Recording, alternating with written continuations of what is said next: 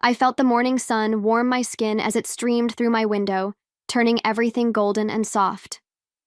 My bridesmaids flitted around me, laughter and little squeals of excitement filling the air like a melody, the scent of fresh flowers mixed with hairspray and perfume, wrapping around me in a sweet, comforting hug. I caught my reflection in the mirror, the woman I'd always dreamed of being, radiant, in love, ready to step into a forever I'd believed in so completely. Quietly, I whispered to myself, "This is it. This is my day." That simple truth anchored me, holding me steady in a moment that felt almost sacred. Outside, I could almost see the guests gathering at the reception hall, the chandeliers glittering and soft music drifting in the background. I imagined how Daniel would look at me when I finally walked down that aisle, the smile in his eyes, the promise of forever etched on his face. My mom was there with gentle hands, adjusting my hair and smoothing every last detail as if she could keep any worries at bay. My dad, ever the stoic one, was already dabbing his eyes with his handkerchief, his love loud in the quiet way he looked at me. It was a perfect moment, one I wanted to soak in and hold close, to remember when I needed a little light. I closed my eyes for just a second, breathing in the gentle chaos around me. The laughter, the music, the hope that tasted sweet on my tongue. I thought of the dreams I'd carried since I was a little girl. The dress, the first dance, the forever after. My heart felt too big for my chest, almost bursting with joy. I didn't see the fleeting looks between my sister and Daniel, or the tension hiding behind their polite smiles. I didn't know. For me, this day was everything I'd ever wanted. A perfect promise, a perfect beginning. Little did I know that even the brightest days can hold shadows. As I stepped into my dress, I felt the weight of silk and lace hug my body like a second skin, a gentle armor for a day I'd waited so long to live. My bridesmaids fussed over every detail, their laughter echoing around me, but my mind was fixed on Daniel, the way he'd whispered forever into my ear, the way his touch had always felt like home. I tried to picture his face as he saw me for the first time in that dress, the surprise, the pride, the love I thought we'd built together. My cheeks flushed with anticipation, my hands trembling just a little as I adjusted the veil. Everything felt so right, so perfectly in place, like the world had paused just for me. My mom reached out, her eyes brimming with tears, her fingers brushing a stray curl from my face. "You're beautiful," she said softly, and I could feel her pride like a warm blanket around my shoulders. She'd always been my anchor, the one who reminded me to believe in love even when the world felt uncertain. I took her hand and squeezed it, letting her steadiness calm the butterflies in my stomach. My dad, standing in the doorway, gave me that small, shy smile he saved for moments when words weren't enough. In that moment, I felt so loved, so safe, as if nothing could shake the happiness that bubbled up inside me. I took a deep breath and looked around, at the flowers that smelled like fresh beginnings and the laughter that sparkled like champagne bubbles in the air. This was the day I'd been dreaming of, every detail carved out in my mind for months, every step practiced in my head until I could walk it blindfolded. I wanted to remember every heartbeat, every smile, every promise whispered in the soft glow of this perfect morning. I wanted to remember the hope that danced in my chest, the way it made me feel alive and unbreakable. I didn't know, not yet, that everything I'd built was about to crack. I didn't know that, as I took one last look in the mirror, I was also saying goodbye to the person I thought I was. As the car pulled up to the reception hall, my breath caught in my throat. The doors loomed tall and welcoming, the soft music drifting out like a promise. I stepped out carefully, feeling the slight tremble in my knees, the swirl of nerves and joy that made my heart race. My father offered me his arm, steady and reassuring, and I clung to him like I was 8 years old again, needing his strength to carry me through. My bridesmaids gathered behind me, each of them beaming, ready to walk with me through those grand doors. For a moment, I let myself believe in the magic of it all. The flowers, the music, the way everything seemed to glow. I could feel my pulse quicken as I stepped forward, the weight of the dress, the veil brushing against my shoulders like a gentle whisper. My mother's tears sparkled like pearls in the soft light, and I felt my own eyes prickling, but I blinked them back. I wanted to see it all clearly, to drink in every moment of this day I thought would be the happiest of my life. My father squeezed my hand one last time, and with that small gesture, I felt every dream I'd ever had come to life. I didn't notice the hush that fell over the crowd as I approached the grand doors, didn't see the small signs of something wrong. My heart was too full to see the cracks. As the doors opened, the music swelled, and I took my first step inside. My heart leaped in my chest, caught between the thrill of the moment and something I couldn't quite name. I told myself to hold on to this feeling. The hope, the love, the sense that I was exactly where I was meant to be. I didn't know that on the other side of that threshold, my world would shift in ways I couldn't imagine. I didn't know that the smile on my lips would soon be frozen in shock. But I took that step anyway, not knowing, because that's what love had always meant to me, and in that heartbeat, everything changed. The moment I stepped into the hall, a hush fell over the room. I could feel every eye turn to me, the weight of their stares heavy on my shoulders.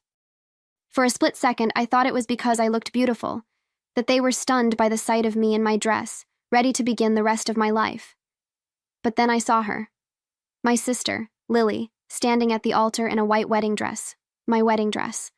My breath caught in my throat, the world tilting beneath my feet as if the ground itself had betrayed me.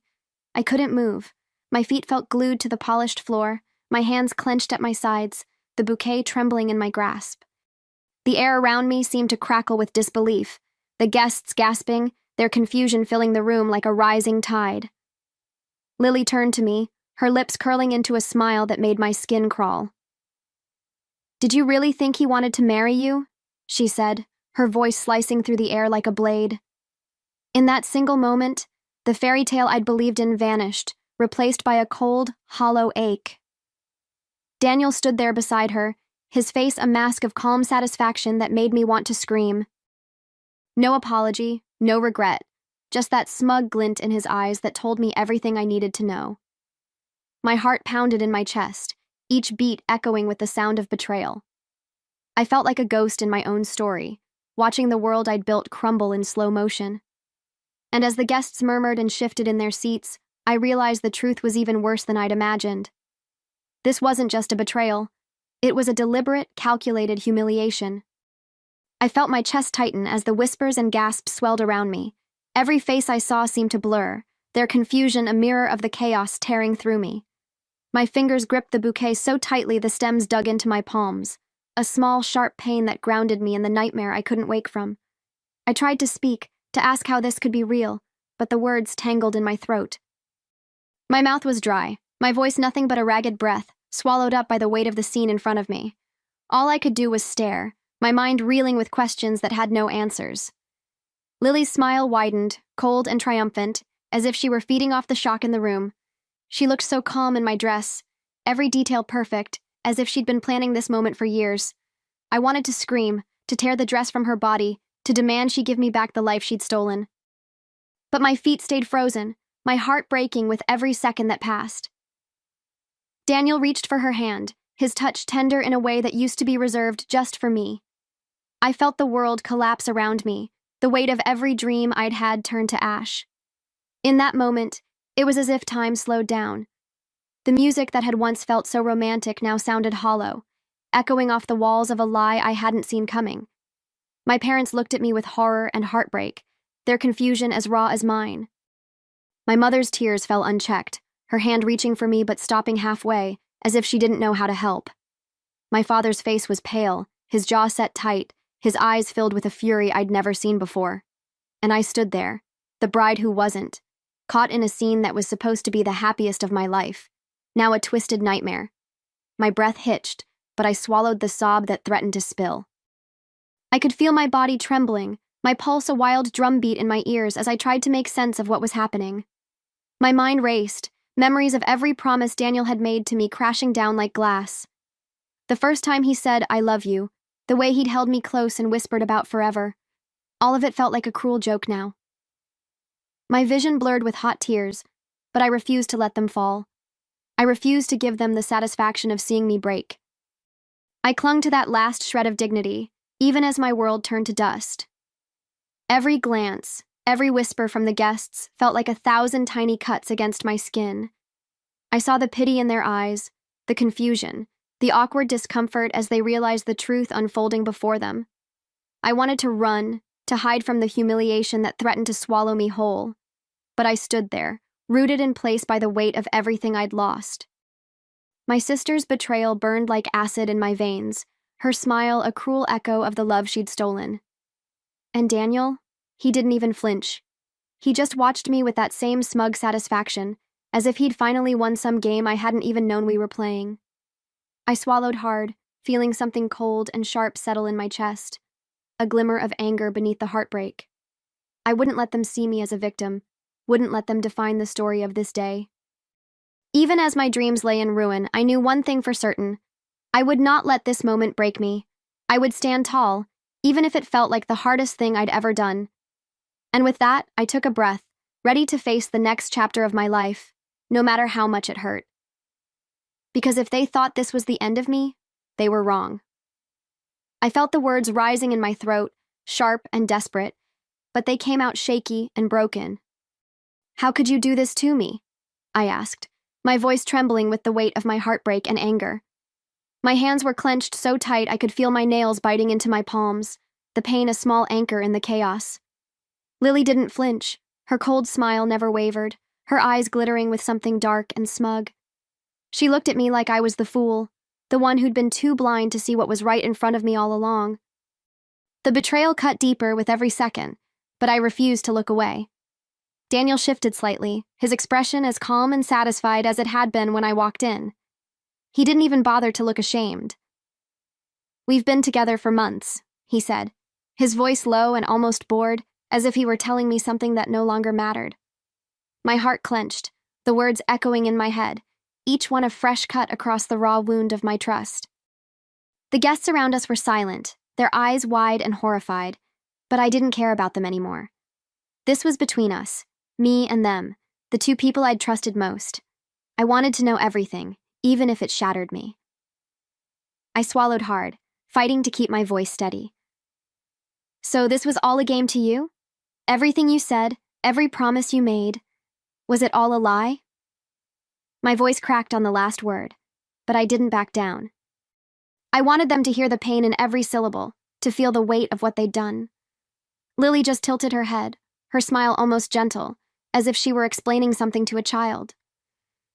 "You were always too naive, Emma," she said softly.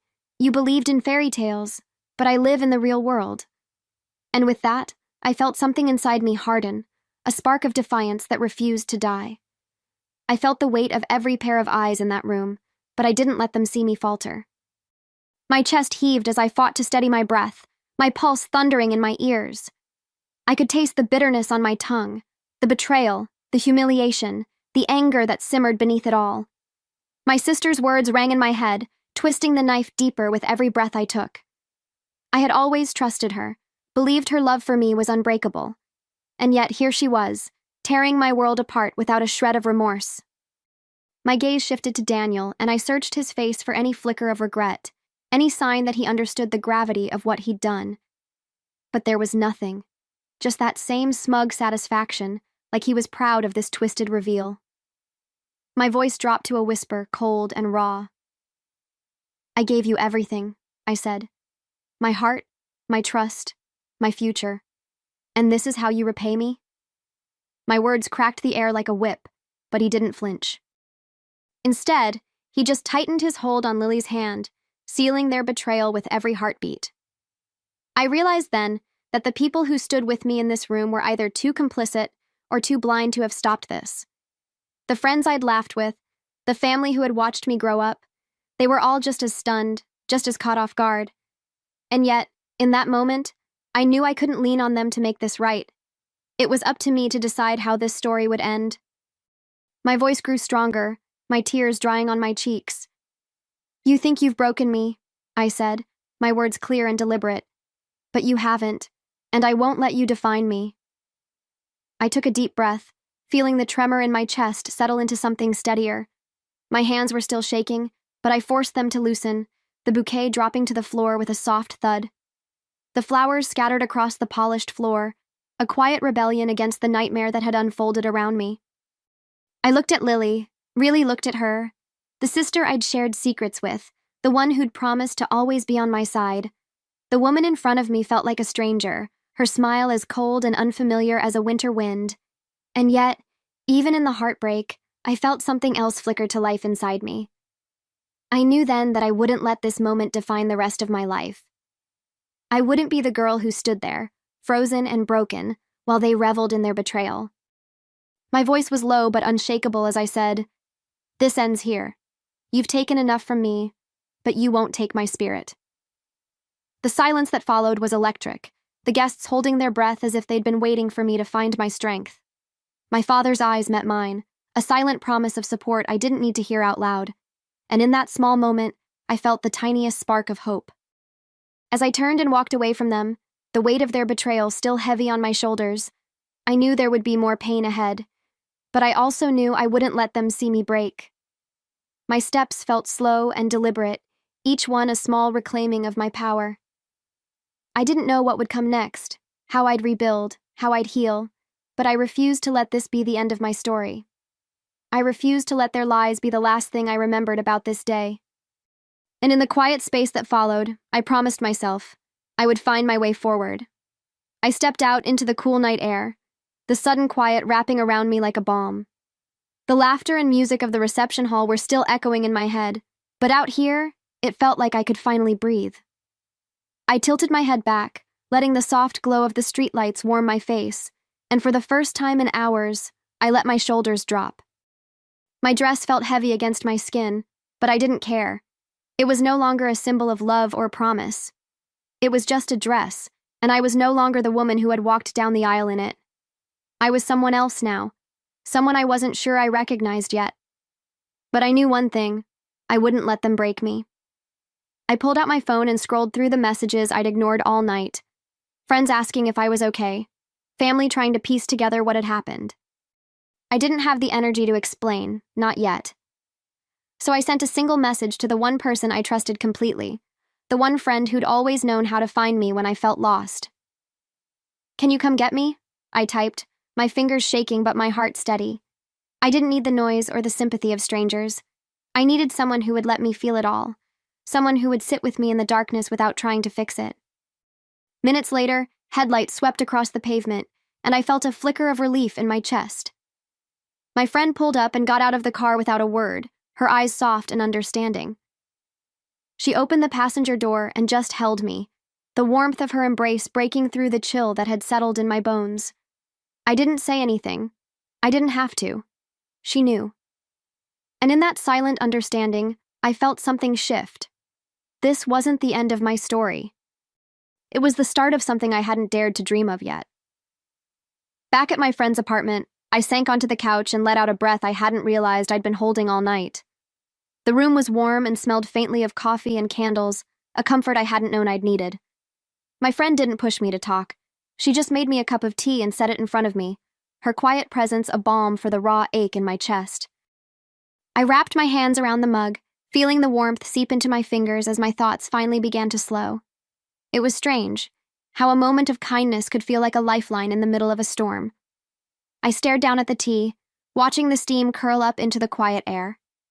My mind kept replaying everything: Lily's cold smile, Daniel's indifference, the shocked faces of my friends and family. But with every breath I took, I felt the edges of that pain start to dull, replaced by something steadier. I didn't have all the answers, and I didn't know what came next. But I knew I was done letting them control the narrative of my life. I was done being the woman who didn't see the cracks until they swallowed her whole. I took a sip of the tea, feeling it settle warm and steady in my chest. That night, I sat down at the small desk in the corner of the room and pulled out a piece of paper. My heart was still bruised, my fingers still shaking, but I needed to put my thoughts somewhere that was just mine. I wrote to Daniel and Lily, pouring out every ounce of my hurt and anger. But more than that, I wrote about my refusal to let them define me, about how I'd rebuild, piece by piece, until I was stronger than they'd ever imagined. As the pen scratched across the paper, I felt something shift inside me, a quiet promise to myself that I wasn't done yet. I was just beginning. When I finally folded the letter and set it aside, I felt lighter, as if I'd left a piece of the pain on that paper. My friend sat across from me, her quiet support a gentle reminder that I didn't have to face this alone. I didn't need answers right away. I didn't need to know exactly how I'd heal or who I'd be on the other side of this. All I needed was to trust that I would find my way back to myself. And in that small, quiet space, I let myself believe that I could. I closed my eyes and thought about the girl I'd been that morning, full of hope and dreams, certain that nothing could touch the love I'd built. That girl was gone now, but in her place stood someone stronger, someone who had faced the truth and survived. I wasn't sure what the next chapter of my life would look like, but I knew I wouldn't let it be written by their betrayal. My heart still ached, but it beat with a new kind of determination, a soft, fierce promise to myself. As the night stretched on, I felt the pieces of my heart begin to fit back together, different but whole in their own way. I knew there would be days when the hurt would feel fresh again, when the memory of that day would cut through the calm I was trying to build. But I also knew that those days would pass, and I would keep moving forward. I took a deep breath and looked out the window, the city lights shimmering in the distance like small beacons of hope. This wasn't the end. It was the start of something new. The weeks that followed were filled with quiet healing and small steps forward. I started going to therapy, pouring out the tangled mess of my feelings in the safety of that soft, quiet room. At first, it felt like opening a wound that had barely begun to scab over, raw, painful, impossible to look at. But slowly, word by word, I began to see the shape of my own strength beneath the scars. My therapist reminded me that healing isn't about forgetting, but about learning how to carry the memories without letting them weigh me down. And in that simple truth, I found a glimmer of peace. I spent more time with the people who had always seen me, even when I didn't see myself. Friends who showed up with coffee and laughter, who didn't flinch at the raw edges of my heart. Family who wrapped me in hugs that said everything words couldn't. I let them in, piece by piece, trusting that I didn't have to be whole to be worthy of love. I started writing again, not letters to the past, but small journal entries about the future I was beginning to imagine. Little glimpses of the woman I was becoming. And for the first time in a long time, I felt hope rise up like a sunrise in my chest. I took long walks in the early morning light, breathing in the scent of fresh grass and the quiet hush of a world waking up. I let myself dream again, not of weddings or perfect promises, but of a life that felt like mine alone. Each step forward felt like a tiny victory, a promise to the girl who had walked down that aisle that she wouldn't be forgotten. I didn't know if I would ever trust the way I once had, but I knew I would trust myself. And in that quiet certainty, I felt something I hadn't felt in months. I felt free. I spent hours rediscovering the small things that made me feel alive, the scent of fresh coffee in the morning, the warmth of sun on my skin as I sat by the window with a book. I let myself feel the sweetness of these simple joys, holding on to them like tiny lifelines. Every moment of peace was a quiet victory, a sign that I was learning to live without the weight of their betrayal. I didn't need grand gestures or sweeping declarations. I just needed the quiet certainty that I was enough, always had been, always would be. I found myself laughing more often, even when the memories of that day tried to pull me back under. I realized that healing wasn't a straight line, that some days the hurt would still feel fresh and sharp. But on those days, I reminded myself that I wasn't alone. My friends and family stood beside me, their love like a lighthouse guiding me through the darkest nights. And in their laughter, in their warmth, I found the strength to keep going, even when it felt impossible. One afternoon, scrolling mindlessly through my phone, I stumbled across a picture of Daniel and Lily. Their forced smiles and posed happiness did nothing to hide the cracks that ran beneath the surface. For a moment, I felt a pang of old hurt, but it didn't sting the way it once did.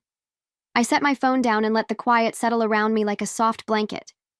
I wasn't her anymore, the woman who would have let their lies define her. I was someone stronger now, someone who had learned to stand on her own 2 feet. And in that moment, I felt a calm certainty that I was exactly where I was meant to be. The last pieces of my old life still echoed in the corners of my mind, but they didn't hold me captive anymore.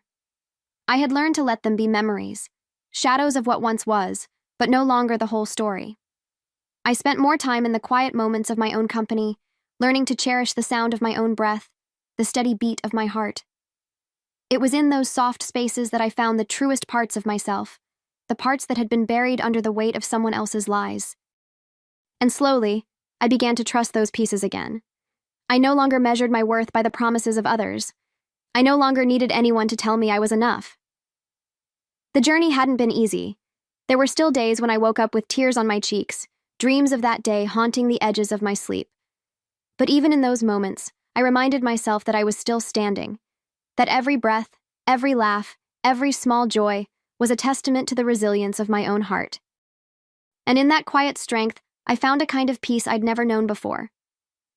I knew the path ahead wouldn't always be easy, but I wasn't afraid of the unknown anymore. I was no longer defined by the heartbreak that had once broken me. Instead, I carried it as a part of my story, a reminder of how far I'd come and how much further I was ready to go. I stood at the window and watched the light stretch across the sky, feeling the warmth of a new day on my skin. And in that moment, I whispered to myself a promise I knew I could keep. I am enough, just as I am. And this is only the beginning.